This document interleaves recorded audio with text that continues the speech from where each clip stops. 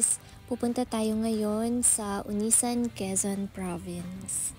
Siyempre, kasama namin yung sasakyan namin si Cotton at nakamotor naman yung mga kaibigan ko. Almost 6 PM na nung dumating kami sa Unisan Sands Resorts and palubog na din yung araw. So ayan, nagpark na agad muna yung asawa ko dyan para makapagbaba na kami ng mga gamit namin. Ginabi kami kasi bago pumunta dito sa Unisan Sands, dumayo muna kami sa Balagbag Falls. Dito din yon sa Quezon Province. Ang ganda din ng falls doon pero di kami nakaligo kasi ang lamig ng tubig. Ayun, after ng konting pahinga at breakfast, nag-ready na agad kami papunta naman dito sa resort. 4 to 5 hours ang layo ng biyahe mula falls hanggang dito, kaya naman medyo nakakapagod talaga. Pero worth it naman kasi napaka-relaxing ng lugar, madaming puno, kalmado din yung dagat. Hindi crowded, kaya perfect talaga para sa mga katulad namin na nahihilig mag-camping, magtanggal ng stress, or mag-offline talaga. Yung panahon, pagdating namin dito ay paambon-ambon, kaya medyo nagmamadali na kami magtayo ng tent namin. Kaya ayan, medyo may kanya-kanya muna kaming mga ganap sa buhay. Yung tent na ginagamit namin dito ay napakadali lang itayo. Nabili ko lang to sa Orange app and nakakatuwa kasi nakailang gamit na kami sa kanya. Favorite ko din yung color, kaya talaga namang gamit na gamit. Hindi na din tumuloy yung ambon, kaya ayan, binubuksan na yung mga pinto at bintana sa tent. Meron siyang mesh aside dun sa cover na yan, kaya siguradong hindi papasok yung lamok sa loob ng tent. Yung hawak naman niya ngayon ay yung airbed. Bagong order ko lang din yan sa Orange app. So, ngayon pa lang din namin yan magagamit. 5 cm lang yung kapal niya pag nag-inflate na siya. Medyo manipis, pero para sa akin, sakto lang yun. Para lang hindi ganun kasakit sa likod kapag mahihika sa loob ng tent. And nakakatuwa kasi automatic na siyang mag-i-inflate pag inopen mo yung lid. And sabi, waterproof din daw. Pero di ko pa natatry. Siguro pag inulan tayo, doon natin malalaman talaga. Or pag tinapunan natin ng tubig yan. Pero wag muna today. Siguro next time na lang. Comment down below kung gusto nyo tong itry ko sa pool. Charot. Dahil nga medyo paambon-ambon, gusto niya itry na iladlad yung pinto natin para hindi din agad papasok yung patak sa loob ng tent.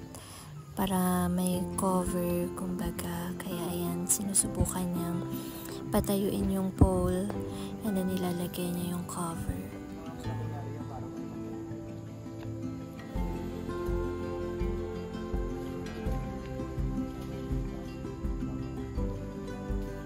Papadilim na din talaga at nasakto na sa tapat namin yung solar light, kaya hindi na din gano'n nahirapan pa na mag-ilaw sa mga oras na yan.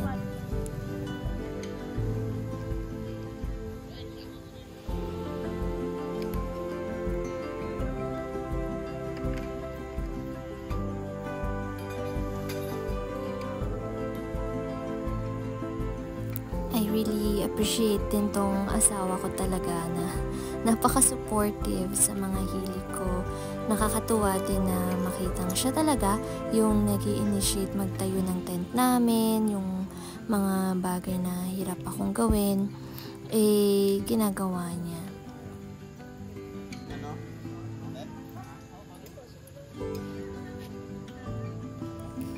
Dito naman, maglalagay naman kami ng tarpaulin sa taas ng tent para kung sakali mang umulan ng gabing yon ay hindi agad sa mismong tent babagsak yung patak at hindi din tayo babahain ng bongga. Parang another layer of protection lang din para masarap na yung pahinga pagkatapos mag-ayos at kumain. Kaya ayan, medyo nangangapa pa ako doon kasi di ko din kabisado yung pagdugtong ng mga pole kasi parang second time pa lang namin siyang gagamitin. nilagyan niya muna ng tali itong mga bakal ng tent namin para hindi na siya gumalaw or stable na yung tent.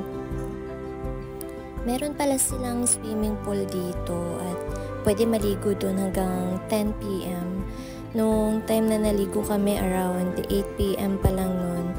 And nakakatuwa kasi hindi malamig yung tubig sa pool.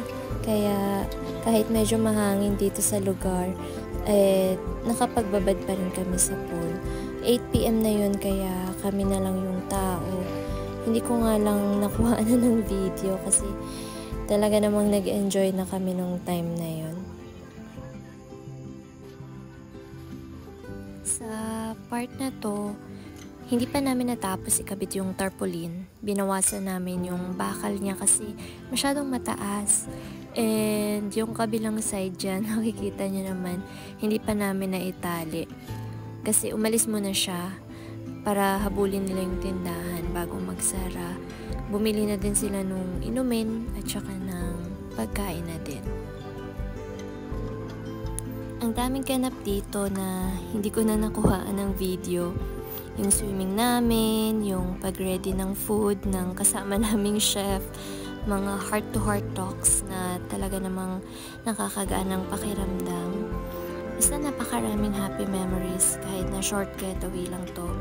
Para sa akin din kasi ay iba talaga yung saya pagka-close or malalapit ka sa mga kaibigan na kasama mo. Kulang na kulang yung isang gabi, lalo na pag nag-e-enjoy ka talaga.